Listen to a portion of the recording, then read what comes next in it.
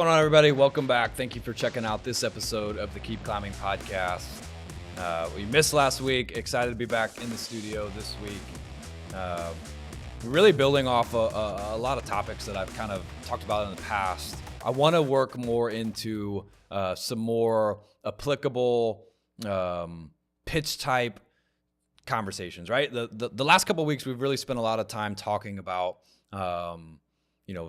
things during this time of year, what baseball players could and should be doing to improve and set themselves up for the most amount of success, coming this spring. And none of that really changes. I think during this time of year. I think the force development and the strength and the stability conversations, I say it a lot. I was saying it this morning to some young players. If you want to get better as a pitcher, there's certainly a lot of things that you need to do on the mound to execute to get better, as a pitcher. There's also a ton of things. General athleticism, becoming a better, bigger, stronger, faster athlete is certainly going to help you become a better pitcher too, whether in the short term or even for longevity purposes as well. But I wanted to kind of steer some topics now moving forward into some actual tangible on the mound topics about how you can get better with your arsenal, with your pitches, all the different pitches that you throw, and maybe spend some different segments, on some of these different like pitch types to talk about different pitch types and what you can do with those to get better with your pitching arsenal. Some context that's really important here, that's really needed. And I'll probably end up touching on this at the beginning of every episode when we talk about different pitch types is when you're building your pitching arsenal, you really got to make sure that you're building an arsenal that is a good fit for you first and foremost, okay? And we'll talk about a little bit more about what that means. But then also that really complements each pitch really well, okay? And so that first piece right there, what do I mean by it fitting well for you, okay? There's a lot of these things that they aren't random, okay? People don't just decide, hey, I want to throw a cut fastball. The topic today is going to be about how to throw a cut fastball, okay? I've thrown a lot of cut fastballs. My dad taught it to me at an early age, and it's something that stuck with me for a long time. And for me personally, for my own journey or experience, I spent a long time like trying to throw changeups, and at the end of the day, like, people generally are better suited to throw supination pitches or pronation pitches. It depends on how your body's wired, your structure, your anatomy. It also depends on how your hand and your release kind of come through the slot. A lot of times people and players have biases that kind of steer them into that direction, and that's kind of where some of the comprehensive assessment approach steers us with players at Premier Pitching. And that being kind of the groundwork or the base that we kind of work off of to make arsenal suggestions for people and players, first and foremost is that it's just not random, okay? I know I have my own experiences, almost every single young player, and this is great for exploring it. I'm not saying or suggesting like don't explore different pitches, different pitch types. If you go into it just assuming that, I'm a supination guy, real quick too, supination means that when I come to the slot, my hand has a tendency to hold supination a little bit longer as I release the ball. In pronation, there's guys that start to pronate a little bit earlier, which would be, my hand kind of going this way.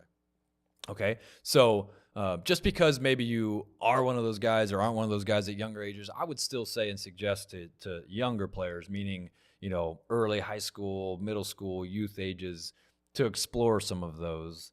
Because if you try to fit yourself into a bucket too soon, you could potentially be, trimming yourself out of some strengths that you'd have on down the road. So I'm not suggesting that exploring at younger ages isn't a good thing. But for a lot of young players, myself included, playing baseball in the backyard, watching baseball on TV, watching this World Series that we just had, you go out and you try to throw, some of these splitters or changeups or whatever that you're seeing these guys throw on TV. It may not be a great fit for you just because you see the pitch having success. It may not be a good fit for the way that your body, the way your arm, the way the ball interacts with your hand as it comes off, okay? So that's some really important context, I think, to get started here. And as far as that goes, like as you get older, I think you can really start to understand what pitches better suit you, okay, and then what pitches become your strengths, and we really want to hone in onto those.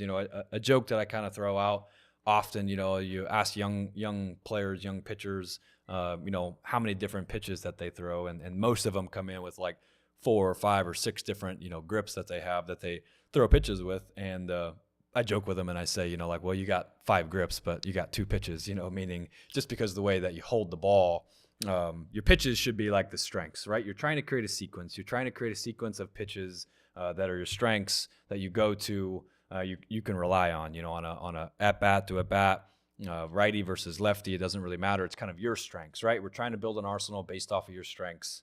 And the general premise of how to do that, the analogy I give people all the time, is just that your time and the amount of pitches that you have to throw and work on these pitches in a bullpen is very fixed, right? Hitters can go out and hit for 2 and 3 hours at a time. I joke and say, like, hitters can hit till their hands bleed, but we've only got 30 pitches in a bullpen to really work on our craft here. So we've got to be very intentional with our reps. And if I have 30 pitches and I have 30 pitches in a bullpen, I've got 5 different pitches, I'm dividing that 6 pitches on each. If I divided it evenly, you can just see how the opportunity to work on those really shrinks. So the best way for younger pitchers to, build their arsenal is to get really, really good with 1, okay? And then get really, really good with 2. And then once you get really, really good with 2, then go to the third. Because if you're just trying to throw 5 different pitches all at the same time, none of them are probably going to get that much better that quickly, okay? So that would be a very good, route to go. For today, I wanted to talk about cut fastballs. I'm going to do a bunch of different segments on all of these different pitch types, what the goal should be from a ball flight standpoint, and how maybe some suggestions on how to get there. But today we're going to talk specifically about cut fastballs, okay? And the first thing that I want to say about cut fastballs, about really any pitch type, is that at the end of the day, the main goal is to get the spin axis of the baseball the correct way to generate the movement that you're looking for, okay?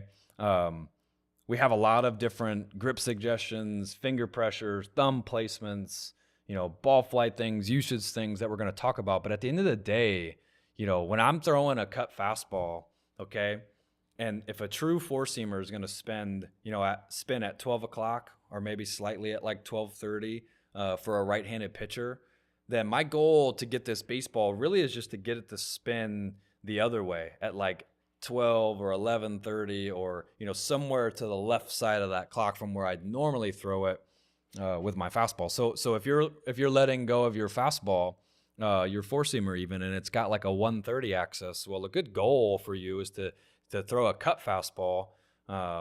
It may not even end up cutting a ton, but if it just goes to the left a little bit more than what your fastball does, it gives off the appearance to the hitter that it's cutting because it's off of your fastball, your primary fastball, right?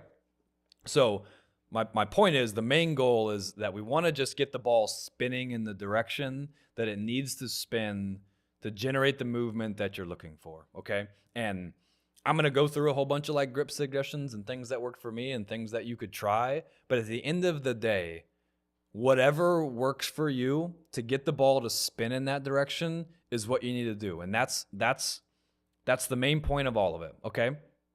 But, as we work through kind of some different grip suggestions, I think that there's obvious and maybe big picture things that work for a large percentage of people. But I don't want to sit here and say, do it like this, hold it like that, and there you go. You got a cutter, right? It doesn't necessarily work that way. You got to do whatever you've got to do to get the ball to spin in the direction that we're looking to do, because the spin ultimately, okay, is what creates the movement on the pitch, especially as you get older, okay? For younger pitchers, you've got gravity, you've got like less force, less velocity kind of going. As the ball gets thrown harder, is spinning faster, and the spin efficiency is all like in tune, intact there, then it's going to create more movement, and just understanding that. So if you're a younger player or a parent of a younger player consuming some of this, understand that you're kind of just trying to lay the foundation for them so that as they get bigger and stronger, the ball's moving faster, spinning faster, it's going to create the shape that you're looking for, okay? And that's the point, right? The spin axis is going to create the shape. The pitch shape really is the goal. And all of these other things are just suggestions of what works for some people to get that spin the way that you want it to be, okay? So like I said, kind of starting from the top, right?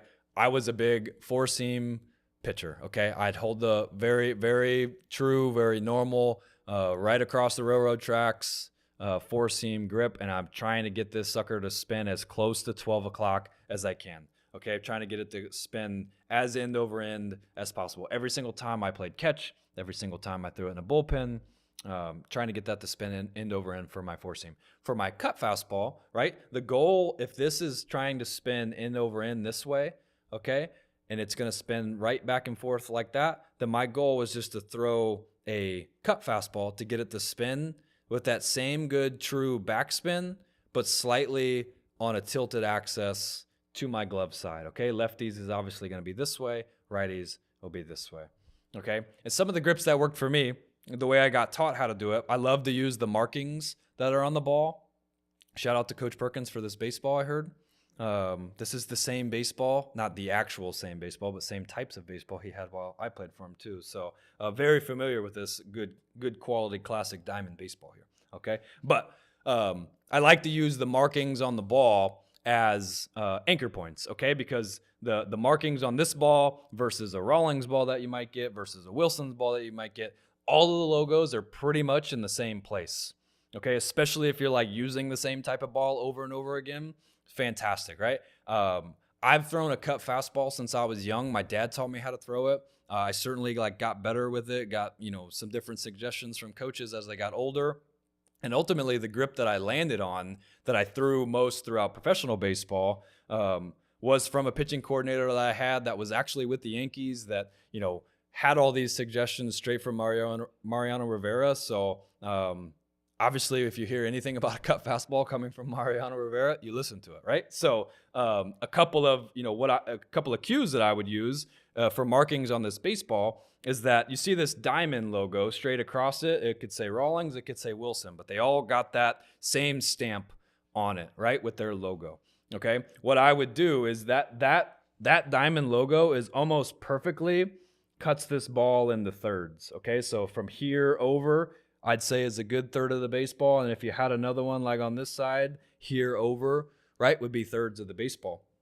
So what I would try to do is I'd put my thumb right there by that D, okay, and then I would try to wrap this middle finger all the way around to, if I drew a Sharpie line all the way around the baseball, okay, that this finger would be right there. So I've got my thumb and I've got my middle finger, right, directly on the third of the baseball, okay? Essentially, when I let go of this ball, I'm just going to try to cut that third straight off, okay? So I'm lining this up, and again, you could do this on any type of ball, which is why I love using the logos, because every single time when I was like learning how to throw this and how to throw this better, I mean, I was picking up balls in batting practice. When I'm working on my cutter, I'm picking them up, I'm lining my fingers up on this baseball, and I'm just lightly like tossing it back into the bucket. But I'm trying to make sure I get that spin to come off my fingers so that it's spinning on that axis and I can see it, roll all the way back into the bucket. So using this as an anchor point, it's going to be the same on every single ball that you pick up. It's a really, really great, easy way to make sure that your hand and your fingers and everything is exactly in the same spot every time you pick up the ball. It's really important whether you're throwing four-seamers, whether you're throwing cut fastballs, whether you're throwing changeups. I think younger players really don't understand how, 2 or 3 seams of a difference, if my finger's not in the same spot, the ball flight's going to be affected from that, okay? So getting really, really specific with your grips and where you put your fingers and how intentional it is, all the way down to the exact seams, the exact markings that I'm putting, into this baseball is really important for the ball flight, okay? So what I would do is if this was like my normal four-seam grip, okay? If I get over on this corner, Okay, it really doesn't look all that different. You can see, by me holding it there. My thumb is certainly different. If I showed you this side, this would probably be my four seam. And then to tuck my thumb and get it to that D, it would look something like that. But if you can see it from there, okay, when I get on this side, I tried to keep this finger down on the ball as much as I could, but I'm going to float the finger for now so you can just see those two, right? Is that if I drew a perfect line on down here, from my thumb to my middle finger is on the perfect third of that baseball, okay? So my fingers are just slightly offset from the middle. I'm already pre-lined up so that, you can tell when I go to throw this baseball, it's going to want to come out this side of my hand, okay? And I think that's a good first starting point for anybody looking to learn how to do one, okay? Now, talking about grip pressure too, like when I'm throwing a four seam fastball, I'm trying to stay directly behind the baseball, all evenly distributed pressure across the baseball because I want it to fly off, true, and straight. Okay, but when I'm throwing that cut fastball and I get back on this third anchor, I'm actually trying to put the least amount of pressure on this finger and as much pressure on the outside part of this middle finger as I possibly can. Okay, when you're starting to learn how to do it, I wouldn't recommend, loading up pressure to all one side and then learn how to throw it. The ball's going to shoot out of your hand. Anytime you throw new pitches, it always feels a little funky when you first start with it, right? You got new finger placement, you got new grip pressure. You just start kind of trying to add a little bit more and add a little bit more and add a little bit more. And then you'll throw one and it'll shoot all crazy. And you're like, okay, well, I know that was a little too much. Maybe I'll go back. Okay.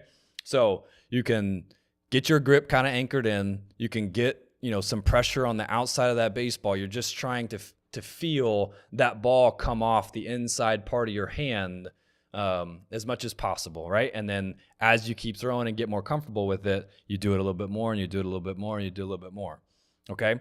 Thumb placement, I think, is really important on this, okay? Because if I got on the outside of this baseball and then my thumb was in here, it would still be really hard for me not to throw behind this baseball. Okay, but I've seen, I felt comfortable with tucking my thumb down under here to get the ball to move more. I've also seen a lot of people do this and actually bring their thumb up here. Okay, so those are a couple of different things that you can do with your thumb to help find the right pressure so that you can find the right release to ultimately get the right spin access that you're looking for, okay? But at the end of the day, you're really just trying, especially for a cutter, okay? You're really not trying to overdo it and see it break a ton, okay? Because a cut fastball, a lot of what I see, especially with younger players trying to learn cut fastballs, is that they're either turning it too much, they're using their body to try to create shape and create spin with them. We want a small late break, the same way guys throw two-seamers and they just got a little bit of arm side action to it and it's late and it's sharp and it's still pretty much the same velocity as your fastball. That's what we want out of our cutter, okay? And often I see people calling pitches cutters that are more like sliders and my personal opinion is I think that's okay. I think whatever you need to think to ultimately create good shapes, that's what you should do. I've given people the suggestion. I've thought about it myself before too, of well, just throw a curveball here, and then they throw a curveball, and it ends up being more like the slider they were looking for anyways. It's ultimately just kind of a little bit of a manipulation tactic to get your hand where it needs to be, ultimately to produce the spin axis that you're looking for. So whatever it's called, it's really not that big of a deal. But to throw a true cutter, we're really looking for as much four seam backspin slightly on this axis, okay?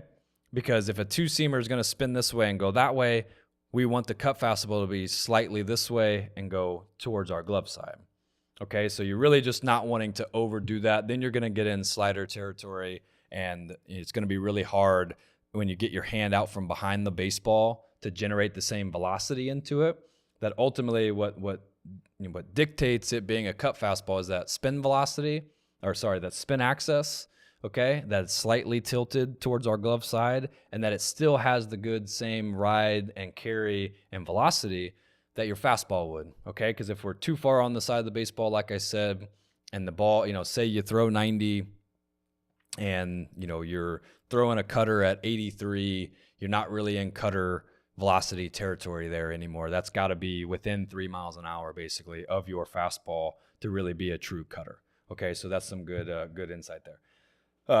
As far as ball flight goes, for your cut fastball, we're really trying to maximize the vertical break that you have on it. So if you're able to throw it on, some type of Rapsodo or Trackman or whatever, you want to maximize the vertical break, and then you want to maximize the horizontal break for a righty that's going to be negative or less than your horizontal break on your 4-seam or 2-seam, okay? And then for a lefty, that's going to be positive because it's going to be the other way.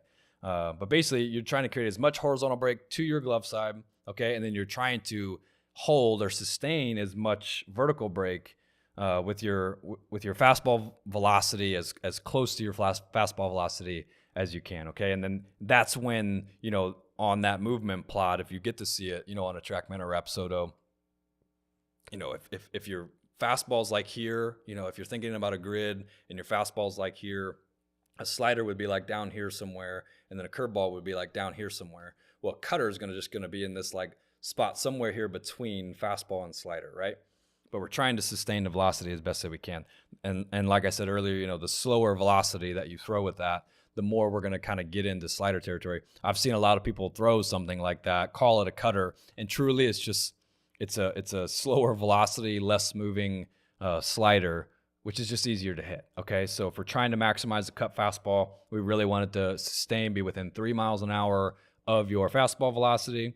We want it to sustain as much of the vertical break, and we want it to have that nice, sharp, late break, really just the opposite of a 2-seam. And the more it shapes and breaks, the more maybe you're kind of trying to pull your front side out to create that shape and break.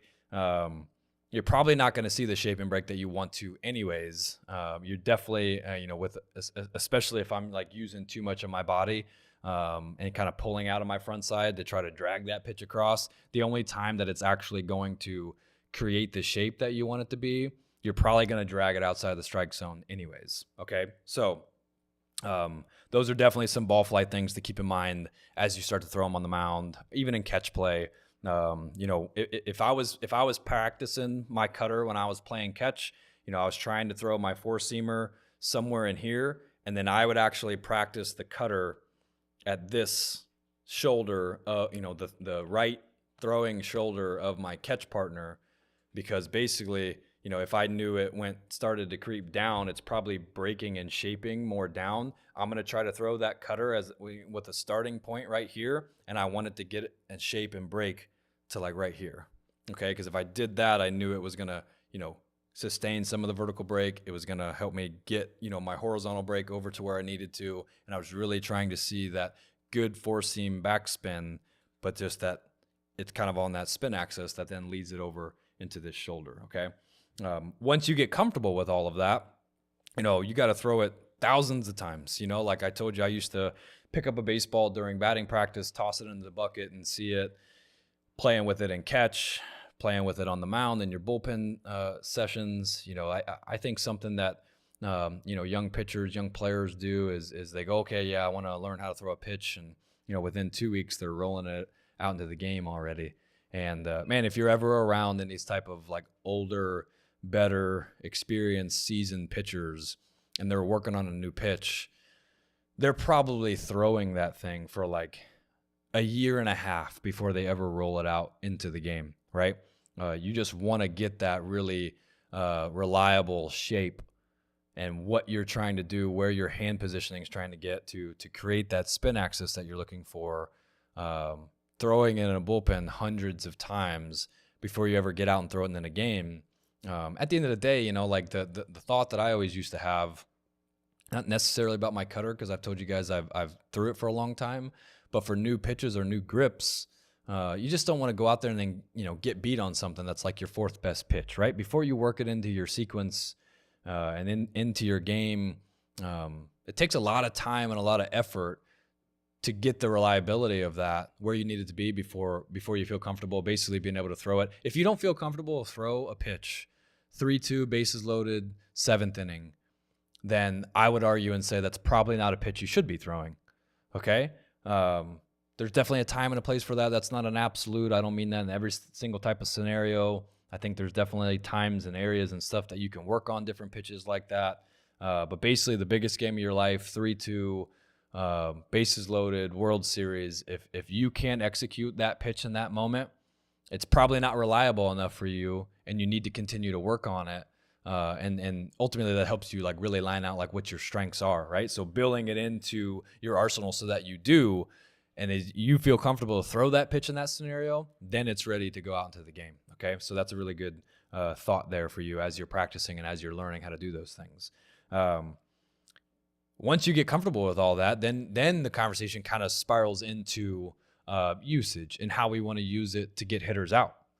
Okay, the cut fastball to me, and it really just depends on the outcome or the success that you get with it.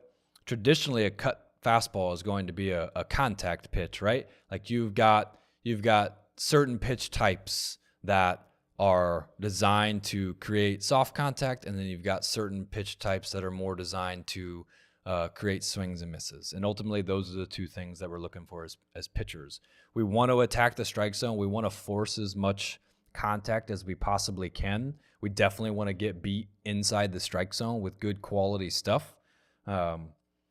But when you're doing that, it could vary, I guess, from person to person, right? Like a different guy's, I would say my cut fastball certainly was a contact pitch. Okay, other guys that have had success with cut fastballs, maybe it was more of a swing and miss pitch for them, and that's why maybe tracking some of your in-game data, if anything, just trying to notice and recognize swings and misses or soft contact that you get on that, and classifying those pitches in your head, then helps you like use them against future hitters better too, right? Because if you've got a runner on first and one out, and you're in the 5th inning of a game, and I've got a left-hander up, and I'm really looking for a double play ball here, I would have been going to my cut fastball a ton because it's a really high percentage ground ball and contact pitch for me to a left-handed hitter, especially if I'm like, got my defenders shifted a little bit to the left-handed side.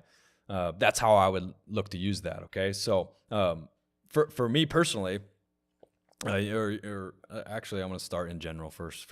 In general, like you're going to learn to throw your cutters, away to right-handed hitters or into lefties. They're always going to shape and break better to your glove side, right? So the same would be true in the opposite for your lefties.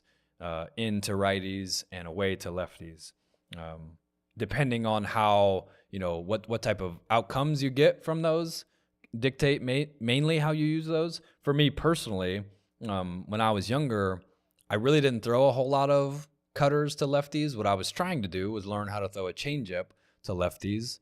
The book says that that's a really good pitch to throw to lefties, right? And so I would throw my cutters away to righties, and I would try to throw my changeups to the lefties. Well, I didn't pick up a changeup very good, and ultimately I got to the point to where I recognized I got encouraged by coaches of mine to throw my cutter more to lefties and try to, jam them with it. And I remember the year that I did that in 2015 in A-ball, my splits like significantly decreased against lefties, meaning like my batting average against went significantly down. I had a hard time getting lefties out in professional baseball, and I didn't have a good changeup. They can see righty breaking balls like a little bit better, and traditionally that's true, right? Like your opposite-handed hitters from your pitchers usually have like more success, right? It's generally harder for same-sided hitters to have success, right? So that would be righty on righty or lefty on lefty, right? That's why you watch a major league game. How often does the manager go out to the bullpen to get a lefty reliever to come in and face a lefty hitter, or vice versa? So something that I saw that really gave me some success against left-handed hitters was learning how to throw that cut fastball. Now, there's a very specific spot I was trying to throw all that. For me personally, getting some carry and having a good like riding four-seamer that stayed flatter, it didn't break down more like a slider. I was trying to actually throw that above their hands, above their belt in the strike zone. It was up and in, and I was still getting ground balls on it, mind you. I was trying to throw it up, and I was trying to throw it in by their hands. And essentially all I would do is I would try to throw it directly at the catcher's mask. Okay, just like I told you in catch play, I was trying to throw it here, and I was trying to break it to his shoulder. I would try to throw it right at the catcher's mask, and I would try to break it to his shoulder inside to that lefty. Okay, so once I was able to kind of work that into my sequence, get comfortable with that, man, I'm telling you, if it was like 2-0 and the bases loaded and I had a left-handed hitter up, I didn't feel like I was way behind in the count and I was, doomed because I had to throw him a fastball here and he was going to crush it.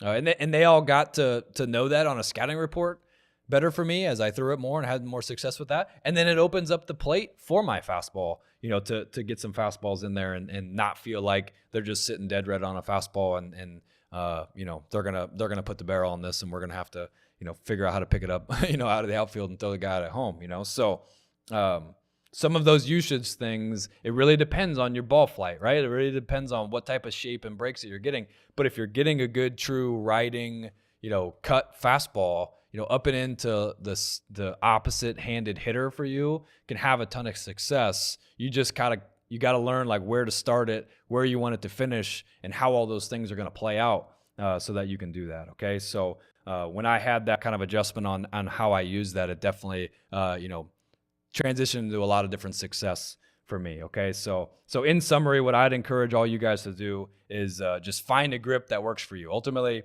right, like if the main goals is the spin access and we're not trying to diminish too much of the velocity off of your fastball, we're trying to stay within 3.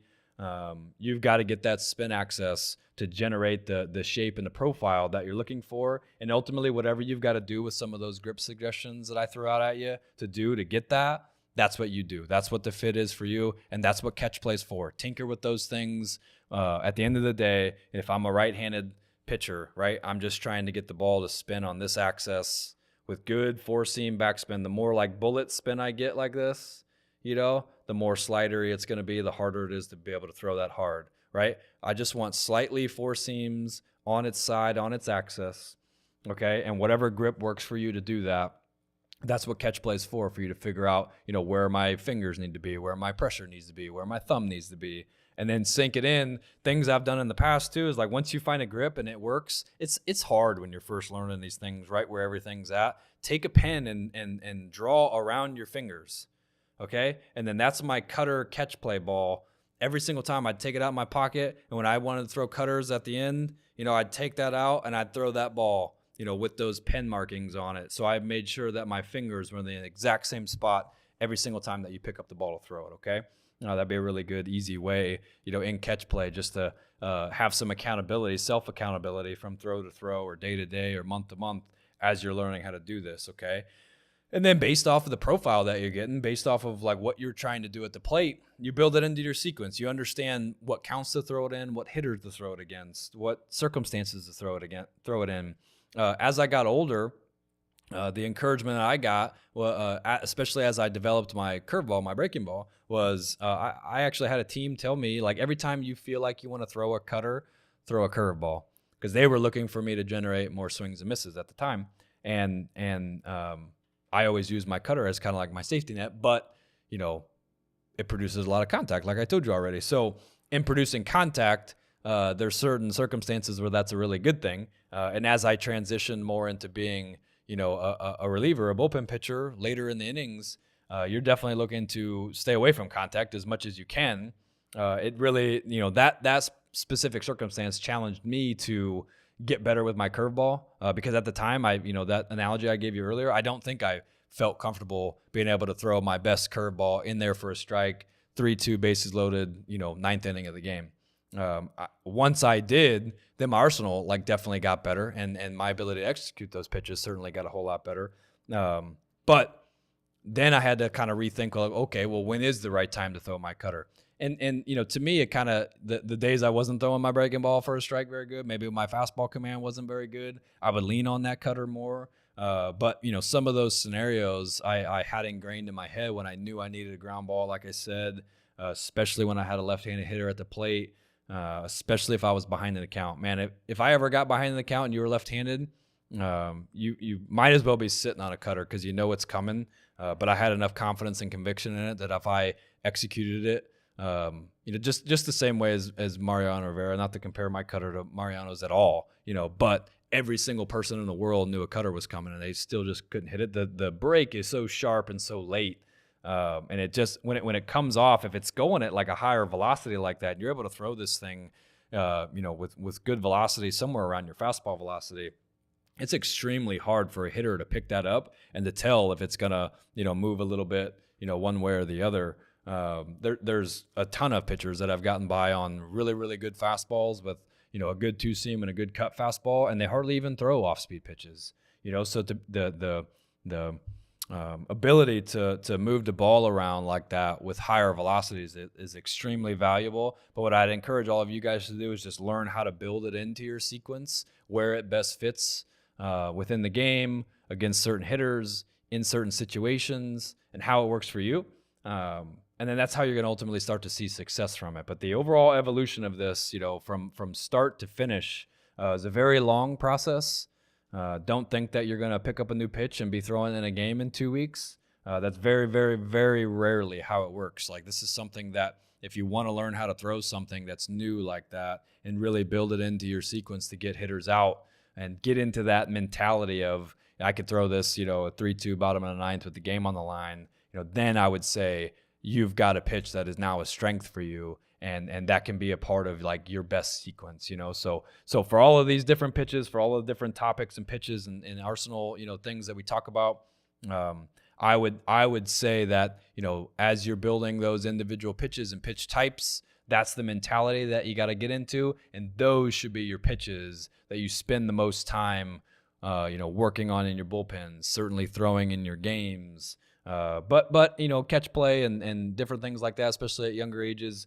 Don't be afraid to explore. Don't be afraid to see what works for you in some of those different environments. I just don't know that I'd necessarily lean on them too much within the games, because you want to go out there and you want to throw your best stuff the most often. That's going to be your biggest, percentage chance for success. So hope all of that makes sense. Hopefully that helps some of you out there. If you got any more thoughts or questions, I'd love to answer them down in the comments. Any future topics or pitches you're dying to hear about, I'd love to hear about those too. We'll definitely tackle some here in the future. But thank you guys for checking out this episode. Thank you for YBM for hosting it. We'll see you guys next time, and make sure you hit that like and subscribe button down below.